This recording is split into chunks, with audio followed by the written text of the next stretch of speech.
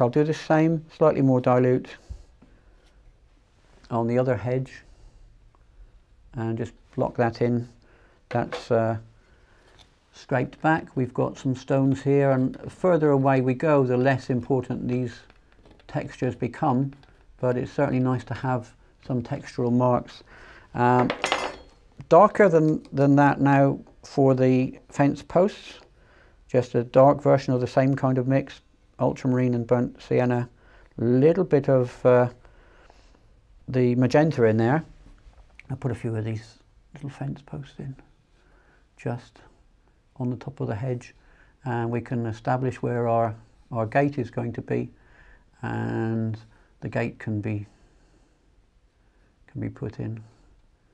It's always better to have a gate that's open, not closed, because that will take the viewer's eye and blank it off. So we want to have the gate open. Same colour for the guttering, and because this is a row of cottages, I'm changing the gutters so they're not all too regular. Painting houses, buildings in a landscape like this, we don't want the buildings to be looking too regular, because that will spoil the effect. They're supposed to be old moorland cottages. The windows, we can't see the window woodwork, it's too oblique. We can only see really the slits of the windows. Putting those in. The windows in the little shed.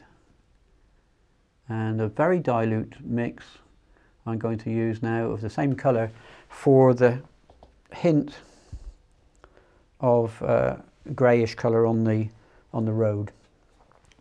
So we'll put this in. This is a simple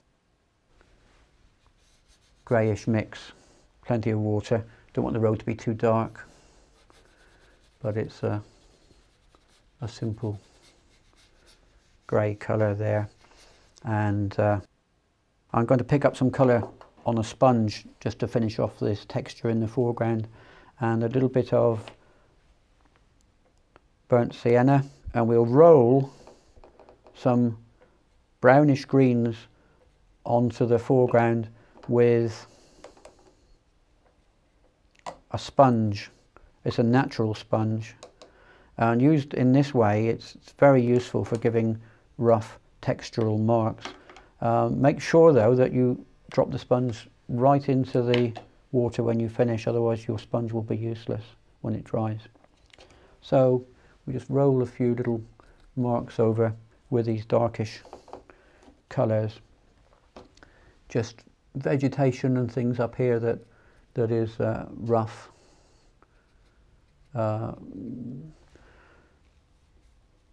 Dead bracken and maybe some gorse and things.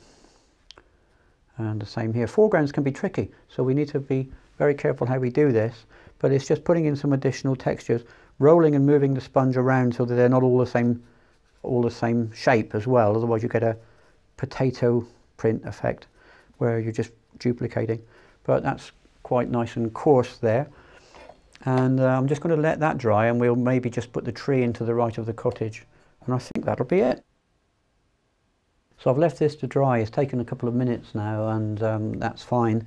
I've mixed up a darkish green from ultramarine and a little lemon yellow with some burnt sienna in, and I'm just putting this darkish tree in to silhouette the cottage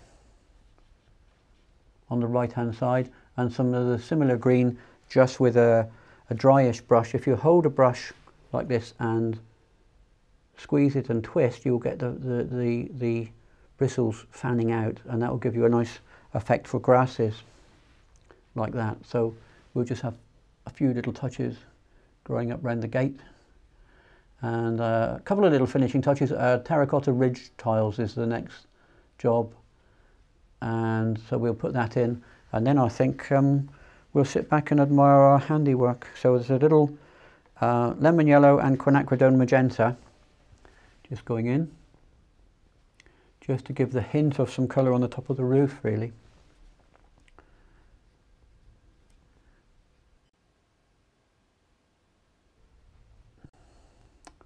Just putting that in, so we've got the look here of a little bit of terracotta on the top of the roof.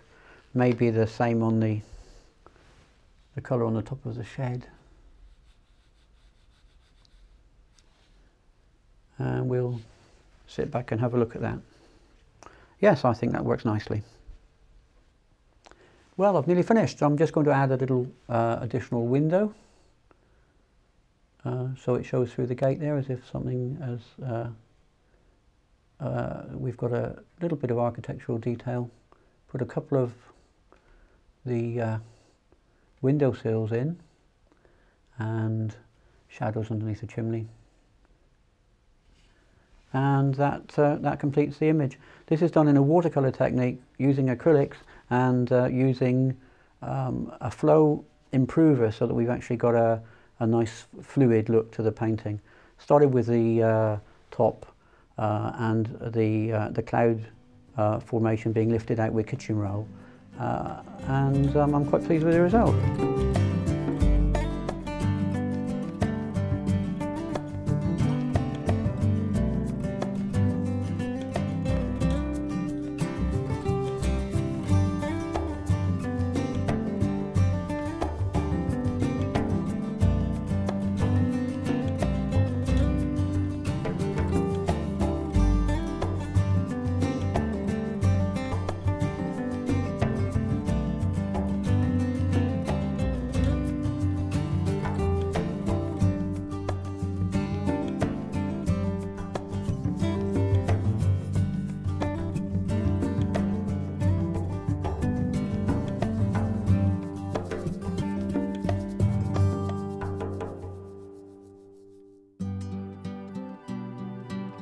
Now available to buy. Try these techniques at home whenever you wish. The DVD of today's workshop and the book that accompanies this series are now available to order from the Painting and Drawing channel. For further information and to order your copy, go to www.paintingdrawingchannel.com.